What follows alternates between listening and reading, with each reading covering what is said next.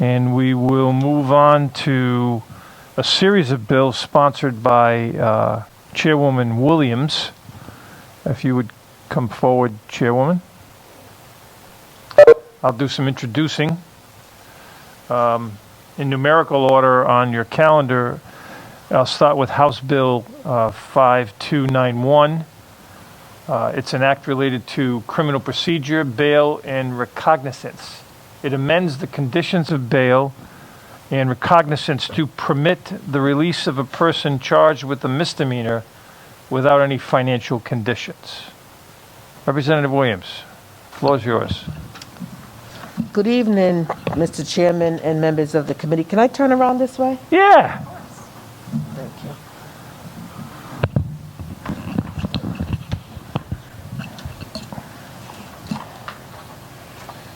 Thank you for the accommodation and the opportunity for me to present my intent with regards to these 5 bills before you. And if it's okay with the committee, rather than going one by one, You do all 5. I can do all 5. Yep. Thank you.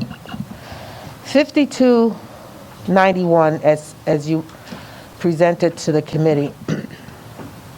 This bill would permit the release of someone charged with a misdemeanor without financial conditions. Oftentimes, for numerous of years, it is very well known, noted, that the individuals coming in the courtrooms, majority of the time, look like me. And oftentimes, just like me, they are poor. Financially not, in the best way of being able to financially put up these bails that is required of them for having a little minor brawl on the outside. Those charges with domestic violence offenses would be excluded from anyone being held because, as you know, that's a no-no. Those that are deemed flight risk or those who may be at risk, may be a risk of obstructing justice or threatening witnesses or jurors would also be excluded.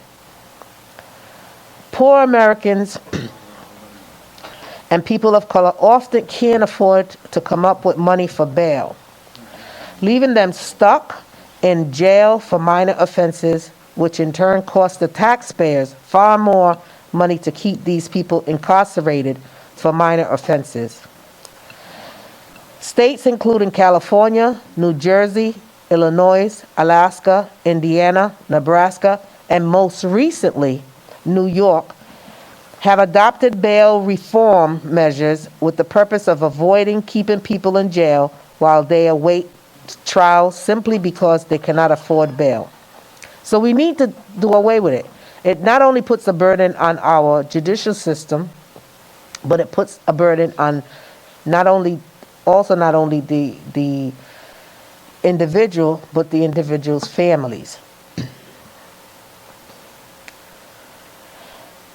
Keeping people charged with misdemeanors in jail before their trial due to a lack of bail money is unnecessary and completely upends a person's life.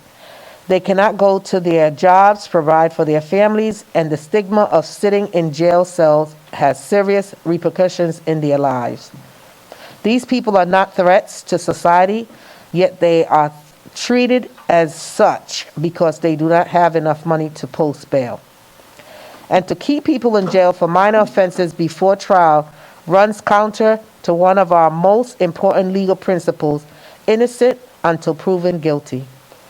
This legal ideal should not only apply to those with financial means to post bail, yet in our current system, if you are unable to post bail, you are kept in prison and effectively you are guilty before your day in court even arrives.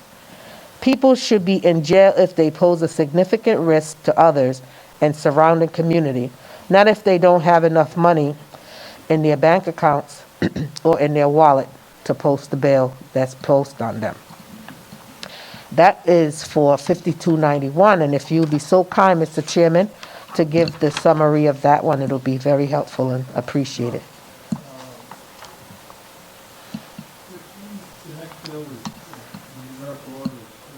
Brings us to the last of the 5 bills sponsored by Chairwoman Williams.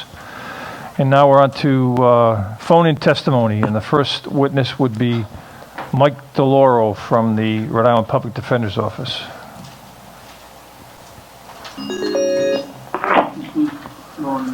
Mike. Yes. Can you hear me? It's Bob Craven.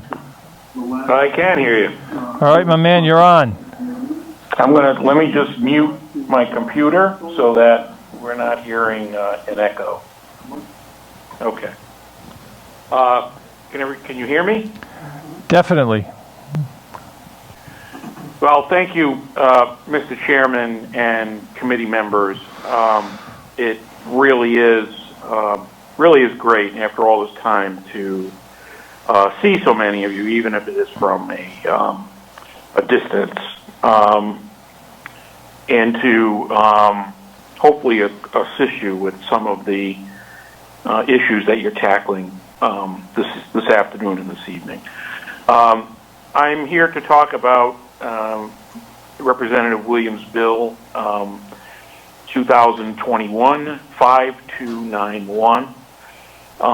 This is a piece of legislation that would curtail the use of monetary bail conditions in certain misdemeanor cases. And it would do that by effectuating the changes made by Justice Reinvestment to the role of the pretrial services unit in the initial bail setting process at the initial appearance. So first off, let me begin by saying that you were provided with extensive written testimony on this bill. I'm not going to belabor everything that's in there, obviously. I just want to touch upon some of the high points. Mention was made of the bail reforms that have taken place in the state of New York. And we have been talking about those changes. We talked about them last year, and I think we're going to talk about them again this year. The changes that New York made to its bail system go much further than this legislation does. Their changes were applied also to felony cases, and I believe that there were no carve-outs for certain misdemeanors like this bill that's before you does. Some states have gone further. New York has gone further, and litigation in other states has gone further.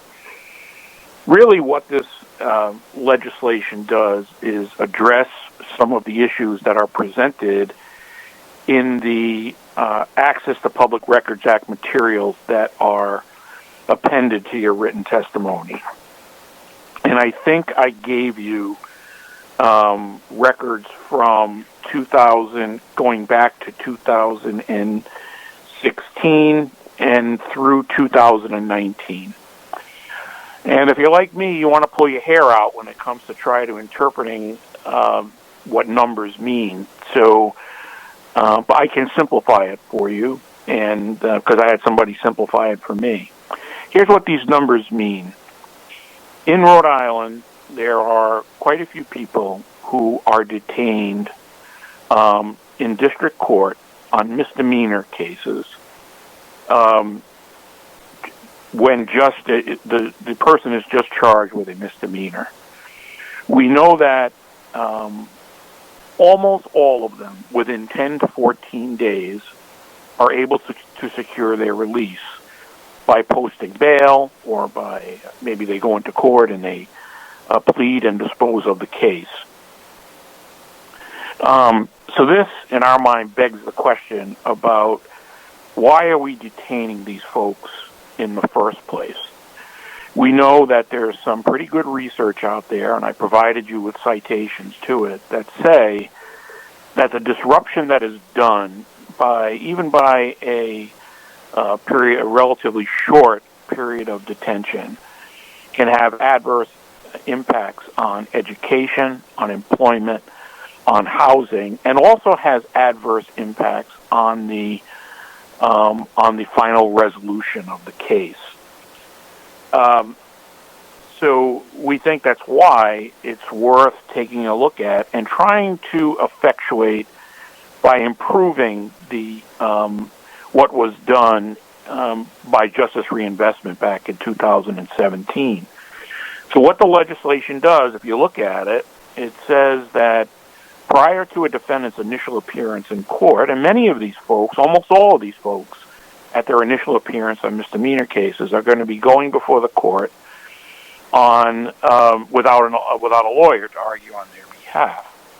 And so what Justice Reinvestment did was to say the pretrial services unit of the district court ought to be providing information to judges prior to that initial appearance regarding the person's the factors that a judge should consider in determining whether or not to release someone.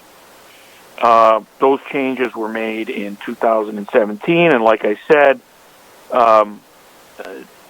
this would kind of tie the loose ends together. This legislation is entirely consistent with provisions of Rhode Island law regarding to bail. The fact that personal recognizance is favored, that there's a presumption of personal recognizance, and that is contained not only in Rhode Island Supreme Court decisions, it's contained in the statute that would be amended by this legislation, and it's also memorialized in the Rhode Island bail guidelines, which are court rules regarding how bail should be set. The last point that I will make is that this legislation does not go as far as what has been done in other states. Like I said, I recall vividly we've had some very spirited discussions about this in past years. Our testimony and what I'm telling you today, I'm hoping to dispel that this legislation is like what was done in New York. It does not go as far as some states have in eliminating, some states have done this, eliminating monetary conditions of bail in misdemeanor cases completely. This legislation does not go that far. And so I think it's important for the committee to understand that. With that, I'm happy to answer any questions you might have, and I'm available to you now or at any time that you would like to talk to me about this. So happy to answer any questions. Any questions for Mike DeLauro? Oh, Doc, yes.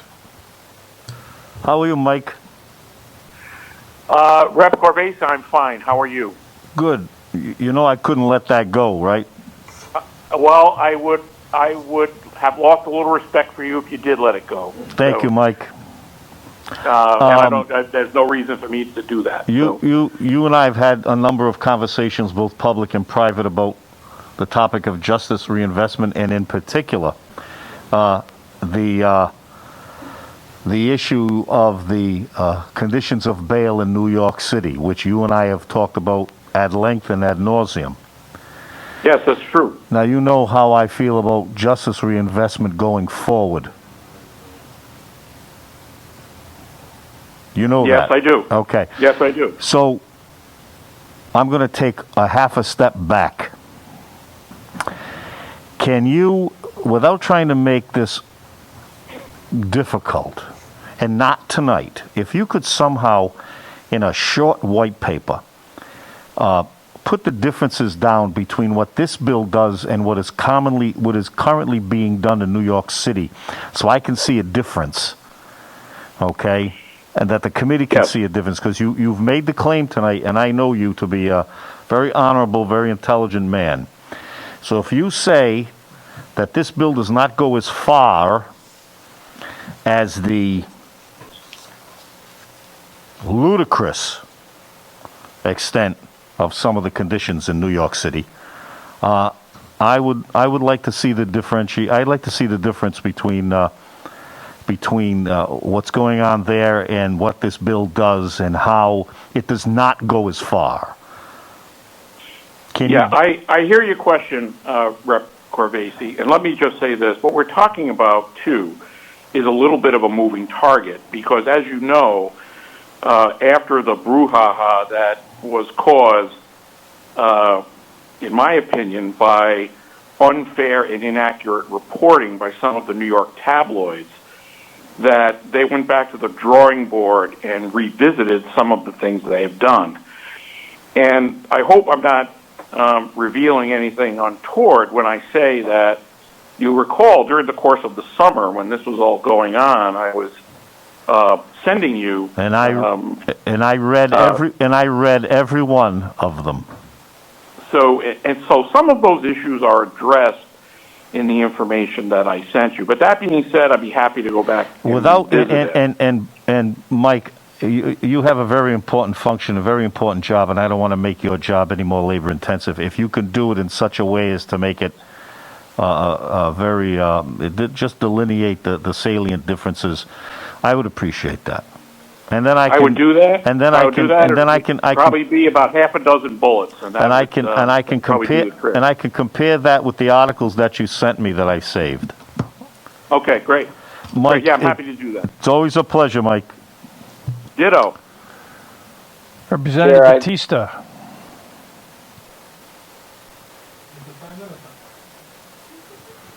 I'm here, but I can't hear Rep. Batista. Mr. Prime Minister. Representative Batista, it's a pleasure. Thank you for joining us. And before I ask your question, I just want to express my appreciation both for yourself and for Representative Williams for bringing this very important issue. As far as my latest research, I believe that anywhere from as low as 25% to as much as 35% of our prison population is in prison pre-trial, in other words, held for bail. And so it's a significant amount of the population and a significant amount of money that we're spending to incarcerate people pre-trial. So I'm particularly grateful for this legislation. One question I have for you and your vast experience with these type of bills, I struggle a little bit with one of the carve-outs here, which lets a court set bail if there is a quote-unquote likely risk that the arrested person will fail to appear in court. And I cringe because I think back on my experience as a public defender and how sometimes bail is used vindictively, right? If you have a poor person or somebody who relies on public transportation who is late to a court date, they may be marked as absent. Somebody who might miss a court date for a reason that's legitimate. And so I wonder if you are aware of any legislation out there or any state that more effectively weighs a risk of not showing up to court, if you understand what I mean. Yeah, that's a great question. And what I can say is my recollection is the legislative history of this particular bill. This bill was part of our legislative package in, I want to say, 2018. And after that, Representative Barros picked it up for a year.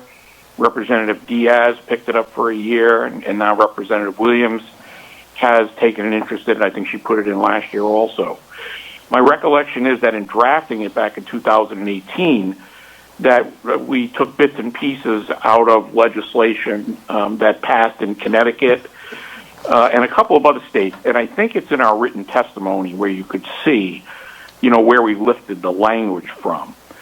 There is no question that there is a strong trend in this country, in the state, against monetary conditions of bail, and especially in misdemeanor cases.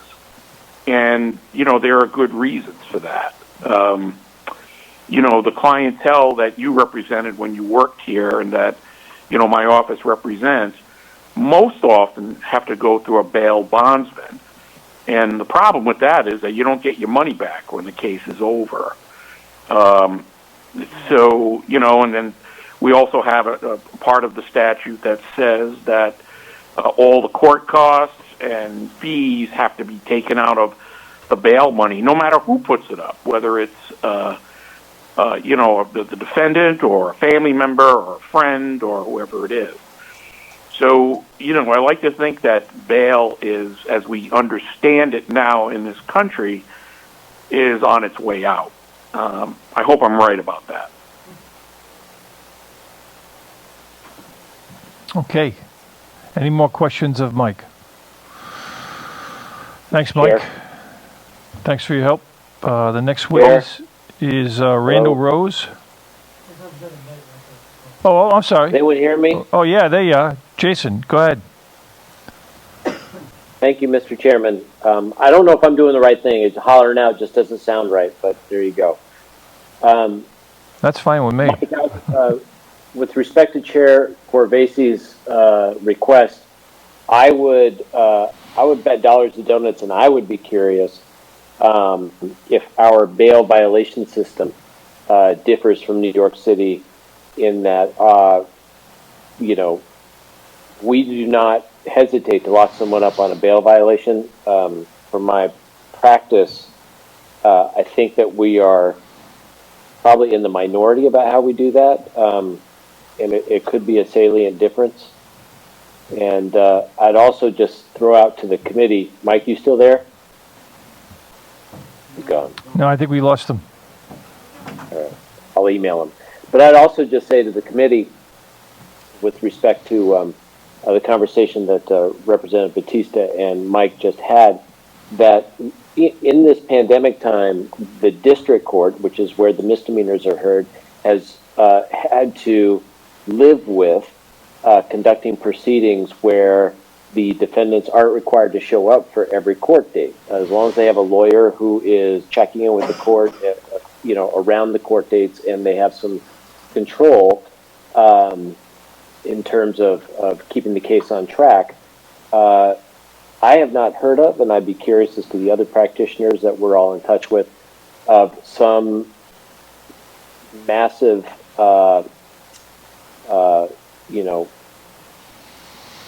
tide of bail violations of people not showing up to court during the pandemic. To me, this pandemic just goes to show how outdated an idea that bail is, because... Excuse me, Representative Knight. Mike DeLauro is back on the line. Oh, Mike's back on the line, Jason. Yeah. Yeah, Hi, Mike. I'm here. Hi, Rep Knight. How are you? Good. I was going to email you, but I'll just tell you, I was going to suggest that on Chairman Corvasi's question, the bail violation system that we have compared to New York might be really interesting, because I'll bet dollars and donuts they don't flash incarcerate like we do. Well, part of the issue is too that New York made a lot of their changes, and they made some with court rules, and they made some with legislation. I can address the issues and concerns that have been raised. That was one of the critiques of justice reinvestment too, that we got too many people detained for on bail violations or on probation violations. And, it's one of the issues that my office litigated in that case in front of the Rhode Island Supreme Court back just maybe a month ago. What I'm suggesting is that the stories I heard out of New York were you get somebody in front of a judge who's committed some crime where you would traditionally put cash bail on, which would be some kind of hold to keep them in prison. And let's face it, the judge would be aiming towards preventative detention. They would want to lock up the guy so they didn't go out and do other crimes. But with the new New York system, the judge was forced to cut them loose, and then they go out and do crimes again. Right. And right. In Rhode Island, I remember. Go ahead. I'm sorry. I think it's important for people to understand that in Rhode Island, our bail violation system is very strict. If you are the kind of person who is out on, you have an active court case and you've been released by the court, even on your promise to come back, which is the vast majority of cases, if you pick up a new charge, right? Yes. And yes. The court is, by preponderance satisfied that you committed it, you're going to get locked up, and there's no second chance around that. There's some give and take, and we all know that are practitioners in the system. But I think that's an important distinction between what Rhode Island does and what New York does. I'm assuming New York doesn't do it the same way. I'm hoping you might be able to tell us. Yeah, I was just looking at some stuff now, which I'm going to pull together for you guys. I mean, one thing to keep in mind, too, is that Rhode Island eliminated cash-only bail in 2008. So, we are ahead in some ways. Cash meaning that you can't use a bail bondsman, you can't put up property, you can't put up 10% of the amount in order to secure your release. You had to put up cash. And, the General Assembly got rid of that in 2008, and that was a huge step. I think that this is the next step where you say, bail is we have other things that we can do in order to ensure someone's appearance. And really that's what, bail is supposed to be, that people come to court. So I will look into that for you. Mr. Chairman, I hope you would allow me just to make one other point before I hang up. Would that be all right? Absolutely. For the oracle of all knowledge, Mike DeLauro, I always allow that. No, I'm not, because I think I sent... deals with a number of other bills that you heard tonight. I think I sent our written testimony on like 8 bills. I think I sent them to the wrong place, so I'm going to resend them tomorrow. And I just would conclude by saying the House Judiciary Committee, in my opinion, has the best clerk in the entire State House. So I would not want folks to think that somehow a mistake was made in sending our stuff. I made the mistake in probably sending it to the wrong place. So I'll send it tomorrow. Perhaps it could be circulated to the committee at some point. Absolutely, and thanks for being honest. But the whole Oracle thing I just mentioned, I might have to reconsider that after you sent all the testimony to the wrong place. That's tough being, I got to get down off this pedestal and engage with Representative Corbasi. So, I got to do that. All right, Mike, thanks.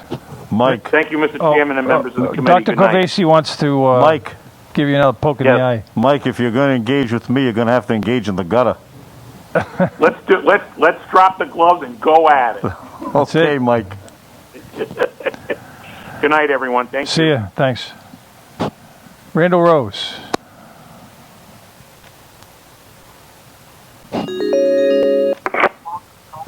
Randall, Bob Craven, you're on the air. Thank you. And I too am speaking in support of House Bill 5291 about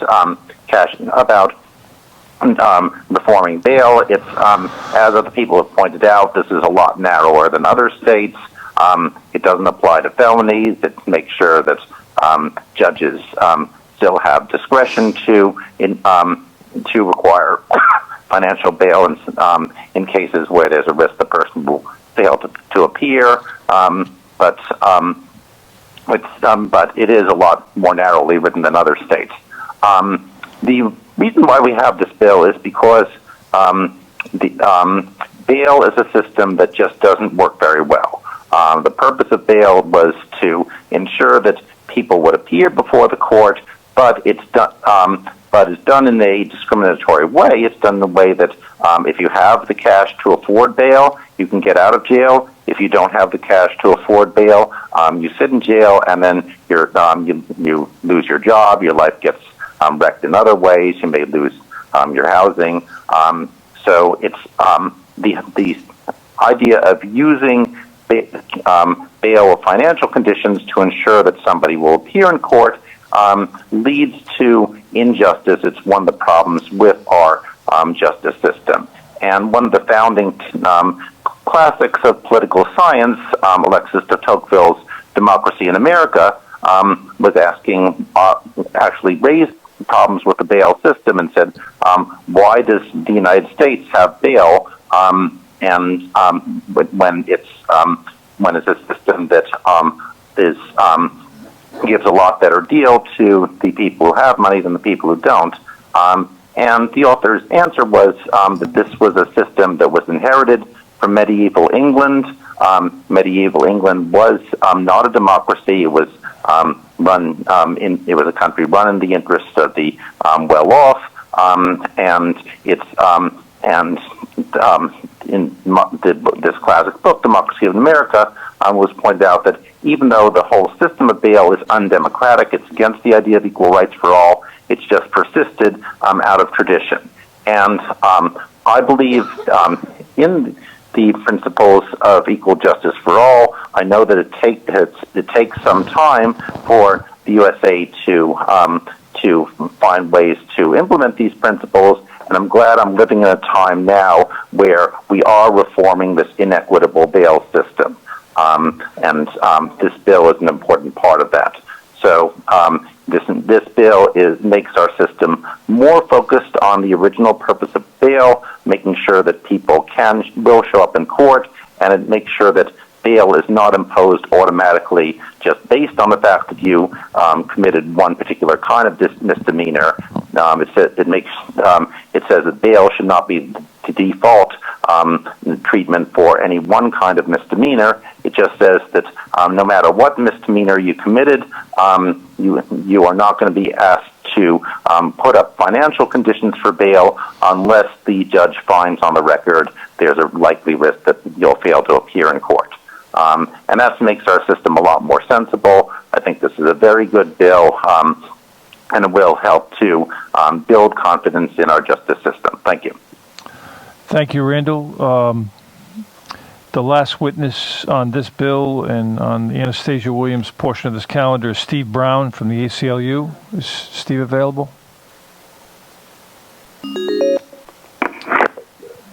Hi, Steve. Hello. How you doing?